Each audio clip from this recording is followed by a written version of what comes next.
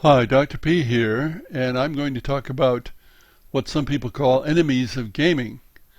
Now, I'm talking about actions or attitudes or even design flaws, not about individual people. So I've seen some lists like this: circumstances that are undesirable for gaming, a detriment to, quote, good gaming, unquote. Circumstances usually being attitudes or actions. So I decided to make a list of my own. And it is my list. Each person will have a different view of what's really important in game playing, beginning with what kind of games we're talking about. I'm not talking about party games or family games or even typical hobby games. I'm talking about hobby games with depth. Games that require clear, unguided thought to win, unlike the majority of hobby games today. So first we have attitudes. And the worst of these is the cult of the future, or the cult of the unreleased, and the cult of the new. The notion that new must be better. Now, in almost any endeavor, it's unlikely that something new, or in this case a new game, will be as good as many existing older games. After all, we've had years of games being released, and we've winnowed out which ones are the good ones. The new game is up against the weight of decades of game releases. Now, don't kid yourself. Improvement in game design, insofar as it exists, is very gradual. The only thing these cults have going for them is the possibility of surprise from the new future release that they wouldn't get from an old game. In other words, relief for jaded game players. Obviously, I have very little use for the cult of the new. More attitudes, short attention spans. Many games require concentration and thought, and short attention spans are the enemy of both. Another is time. A lot of people don't understand, or at least don't acknowledge, that if game content is worth 3 hours, it's just as good or better as a 1-hour game. There are people who will say, I won't play a game longer than an hour, but if somehow they end up in a game that lasts longer and it's good, they're perfectly happy with that. Another attitude is a focus on looks or features rather than on how the game plays, which tends to result in games that play poorly. If the designer and the publisher are focusing on looks or features, then they're not focusing on how the game plays, to its detriment.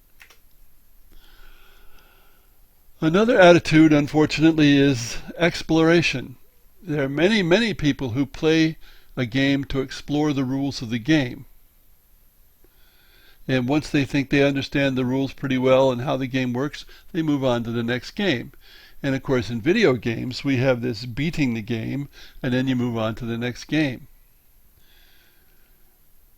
This is understandable, but it removes much of the effort to actually play well. And it encourages transparent games and shallow games because those are easy to explore. Now, what do I mean by transparent? It's easy to see the best strategies, for example, multiple paths to victory. It encourages puzzles instead of games, that is, something with a solution so you can figure out the solution and you're done. Shallow. Games that reveal all their interest and depth in one or a few plays. Actions, belittling or bullying other players, which may lead to those players not playing anymore. Obviously a bad thing. Another problem is hyperbolic praise for individual and usually new games, which is frequently misleading and untrue. Another action, running TVs and smartphones during the game. This is even worse for concentration and thought than short attention spans. It has been proved time and time again, multitasking means you do a worse job of each task. And those who think they're the best multitaskers do worst. More actions, uncaring participants. That is, those who don't really care about the game, they just want company. That may be an understandable point of view, but it doesn't help with the kind of games I'm talking about. Then there are the wanted distractions, that is, Players who want to be distracted by smartphones, TV, etc. Is this the worst? What about design flaws? Well, analysis paralysis, which is to say a player taking far too long to think about their move, can be a problem. This requires careful design so that players only make the most important decisions, not lots of unimportant ones. But sometimes it's the player, not the game, not something the designer can help. In the greatest extreme I've seen, a player took 20 minutes to decide what to do. And it wasn't complicated, it was something in the player's mind that was going on. Now that player was a deliberate player, but she was also a very good player. But it's the player, not the game, that engenders that kind of behavior. Another design flaw, which is very well known, is player elimination when there's more than two players. Games are now so often played by groups who play one game after another together that elimination means someone cannot participate for a while, and that's why they're regarded as not good. Unnecessarily long games is another design flaw. For example, if the leader halfway through almost always wins, why not stop halfway through?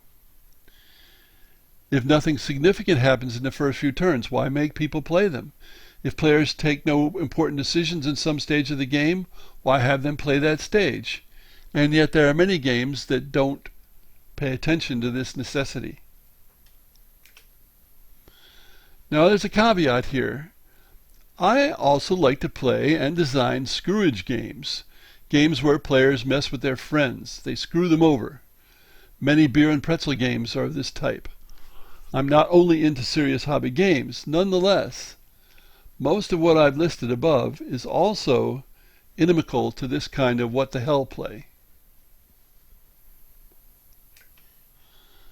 As I said, each person will have different ideas. Your mileage may vary. Thanks for listening.